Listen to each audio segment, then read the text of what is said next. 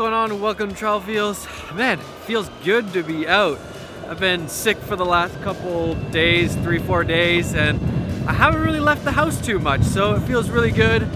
Winter is coming here in Toronto, but we have a really nice day today. Sun is out, it's not too cold, not too bad at least. And I just feel really good about life. There's a whole bunch of new subscribers. Welcome to the channel, super glad you're here. So nice to have you guys be a part of the community. And today we're doing something different, something we've never done before, but first we need to open some boxes.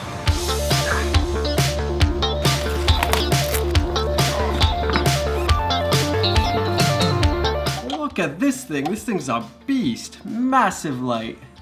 You guys know Aputure. I love these guys. I love the lights they make. They're actually part of the 200K giveaway that I'm doing right now. Link is down in the description. So make sure you enter if you haven't already to win. Not this one, but a little bit smaller cousin of this guy. This is their new light, the Aputure 300D, and this thing is just a beast of a light. It's super powerful. Now, you might be asking me, what's the point of having a bigger light? You already have some lights. Why do you need this gigantic, powerful light? And that has to do with the way light works. Many people don't actually realize how light works, and therefore they don't know exactly how to use it either. But with light, brightness is exponential. If I have this knife here and I have a light, let's say this is 2 feet away here. So we have a knife and we have a light that's 2 feet away. If I move this light now from 2 feet to 1 foot, it doesn't mean that I doubled the intensity of light. I actually increase it by 4 times. So the farther you go, it exponentially decreases. So there's times where you can't be super close to your subject or what you're trying to film, and then you just need more light because light exponentially decreases. Not to mention that if you want to imitate sunlight, for example, you need a really powerful light. You can't get away with just a small little light. It's not gonna look the same, and we're gonna be able to tell right away that it doesn't look real at all. So that's a short explanation of a scientific theory about lights and stuff. We could maybe talk about that more. This maybe isn't the time. But thanks so much, Aputure, for sending me the 300D. I'm really excited to test this baby out. And then next up, we got this little guy. I think that's all of it. All right, so we actually have Moment lenses. These are lenses for your iPhone, and these are the top of the line lenses for iPhone. If you want to get the best quality out of your iPhone, these guys make the best lenses, Moment lenses. Let's check some of these out. Macro lens, telelens, wide lens. This is the one that I'm really excited about. Oh, they're so cute and small, but really high quality. It has some weight to it. I like it. Let's test this out. We got the case here. We got the trusty iPhone. And then I think we just attach the lens to the case. There we go. Super easy. Oh, sweet. This actually looks really good. Right away, you can tell the difference between just the normal iPhone lens and then using a wide lens like this one. Let me try to show you guys. Can you see? All right, so there's with the lens and without. With the lens and without.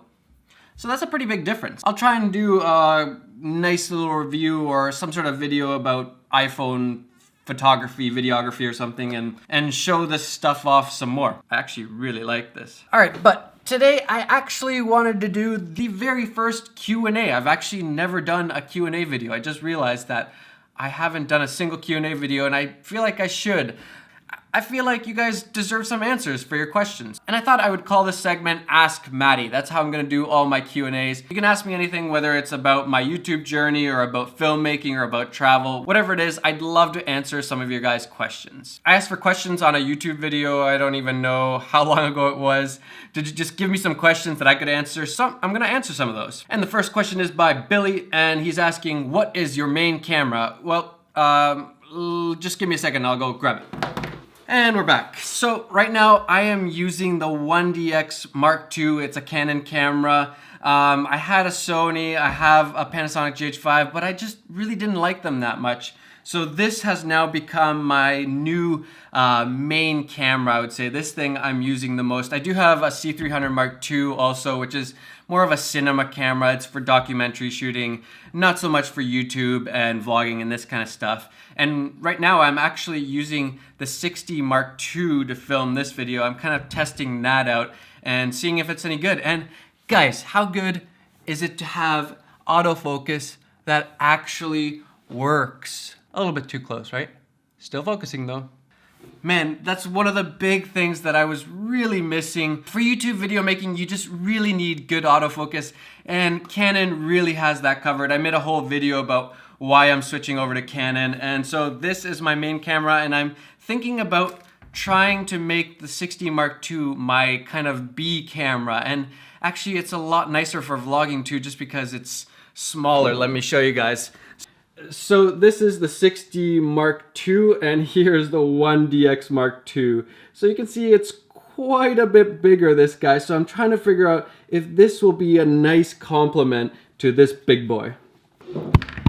So the 1DX Mark II is my main camera right now, but I'm also testing out the 60 Mark II to see if it works. Then next up we have Dreamer305 asking, are you planning on launching Travel Feels merch and sell it in the US? That would be great. I am actually thinking about putting out some merch. I have an incredible designer. His name is Stefan. Here is his Instagram. You should definitely go check him out. He does some incredible stuff, and he's designing me some stuff for my merch. And I'm really excited to put that out. And I hope you guys are too. I hope you guys actually want to wear it. I want to actually make it really nice so that it would be something that I would actually wear myself. I want to make it nice, and I hope you guys are going to like it. Stay tuned. Hopefully by Christmas time, we'll have some merch up. Next up, we have a question from Chris Monroe. He asked, how do you organize your videos? Do you make a shot list and knock stuff out as you come to those shot list items, or do you just wing it and spend more time editing?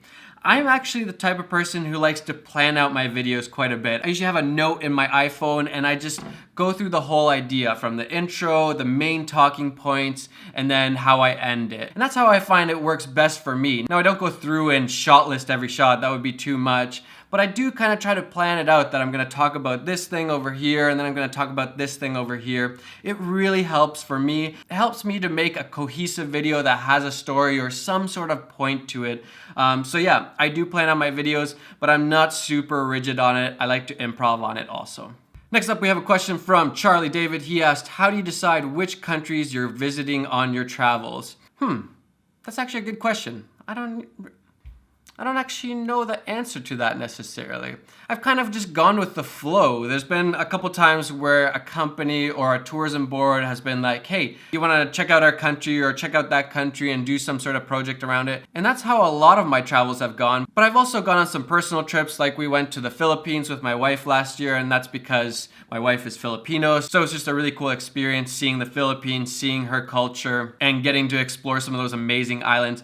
A lot of times if I'm traveling, I like to go somewhere that has really nice epic scenery. I'm not much of a city guy. Cities don't really draw me. I live in Toronto, it's a big city. But I look for places that have really epic nature. So I love places like Norway, Maui is one of my favorites, Indonesia, Philippines. Iceland was amazing. We were just there with Peter. So that's what I'm really looking for, is just really epic nature and not so much the city stuff or partying or that kind of stuff. That stuff doesn't actually interest me at all. But what I've found is that almost every country, if you look hard enough, they have really cool nature, epic spots. You just have to go to the right places. So that's how I choose where I travel. And then the last question of the day is by CL Furlong.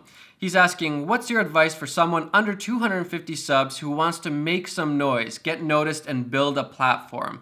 Aside from the usual and expected points, consistency, adding value, and keep doing it. Love your videos, keep it up. Well, you're probably not gonna like this answer. So many people ask me this question. How do you build an audience? How do you do it? What are some tips? What are some quick things that I can do to just build my audience? And really, there is no magic bullet that's gonna do it for you. What it I think comes down to is that you just really have to have good content. That's the main thing, that when somebody lands on your page, whether it's your Instagram or your YouTube channel, they need to immediately see the quality of your content and be intrigued by that. So if somebody sees one of your YouTube videos, they need to think that, man, this is a really good video, and I'm gonna watch another video, and then maybe I'll even subscribe after that. But if they see your video and they're like, meh, that was okay, it wasn't really that interesting, they're gonna go off and watch something better, something more interesting. There's so many YouTube channels, so you really need to stick out with the quality of your content. And then a lot of people would say to that, well, I have really good content.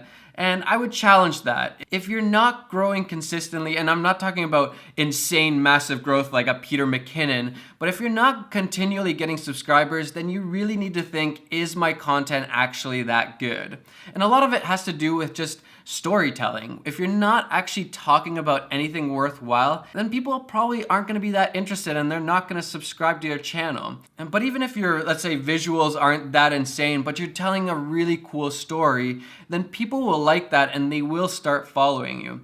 I think Casey Neistat is a really good example of that. His visuals and his cinematics aren't anything crazy. I think a lot of people can do just as good or maybe even better. But he's a master at storytelling. And even in the most mundane things, he's able to tell some sort of story so that when you watch that video, you know what that video is about. There's some sort of topic, something that you got out of that video. And that's really what you need to be thinking about. Don't think about how can I grow my channel. Because even if somebody with a bigger channel like me shouted you out, if your content isn't good, you're only gonna get a few subscribers and that's it. But if your content is really good, then you're gonna keep getting those subscribers and your channel's gonna keep growing. So really, you're focusing on the wrong thing. You shouldn't be focusing on how to get more subscribers. Focus on how can I make my videos better? How can I make my content better so that people would actually wanna watch more of my videos and subscribe to the channel? And there's only one way to do that. That's hard work, watching tutorials, learning, making, doing all that stuff. The answer that you didn't want, that is the answer. There is no quick fix. There's no magic bullet for growing a channel.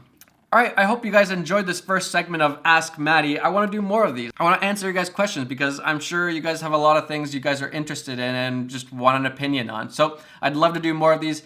Now I gotta go take care of the kid, and then later me and my wife are gonna go on a date night and do one of my favorite things, which is go to the movies. I'm not sure what movie we're seeing yet, but I'm excited. I love the whole experience of going to the movies. And maybe I'll give you guys a quick little review of the movie. All right, so we decided to watch the Florida Project? Florida Project. That's what we're gonna go see. We'll be back in a second with a full comprehensive review. And we give Florida Project a